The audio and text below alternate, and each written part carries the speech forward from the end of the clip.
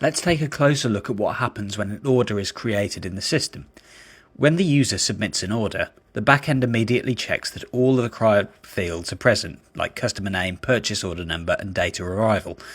If any are missing, the request is rejected to prevent bad data from entering the system. Before saving anything, the system also checks if an order with the same purchase order number already exists. If it does, the order is blocked to prevent duplicate entries. Once these basic checks are passed, the order details are temporarily stored in the session. This allows users to navigate the form without losing progress, which is useful for large and complex orders. Handling parts versus new parts. Now this is where it gets interesting. An order can contain multiple parts, and the system needs to determine whether each part is new or already existing in the database. If the part is new, it's created from scratch. If the part already exists, we just link back to it. The system determines this using the use existing part flag from the form data. If the flag is set to yes, we call the process existing part function, which fetches the existing part from the database. Otherwise, we call the process new part flag, which creates new entry under the correct customer.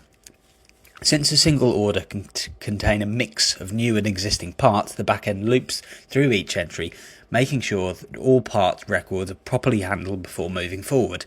Generating order lines and component jobs.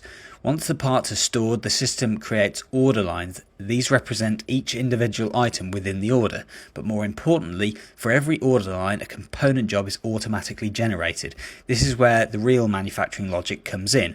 A component job represents a distinct batch of production. Each job takes into account details like jigs, load sizes, and the units per jig, all of which determine how anodizing processes are carried out. This ensures that when jobs are scheduled, they align properly with the real-world production constraints. Before committing anything to the database, the system checks for consistency. If there is a mismatch between the number of parts and the number of order lines, the entire transaction is rolled back, meaning nothing is saved unless an order is fully valid. After everything is successfully processed, the session is cleared and the order is officially recorded.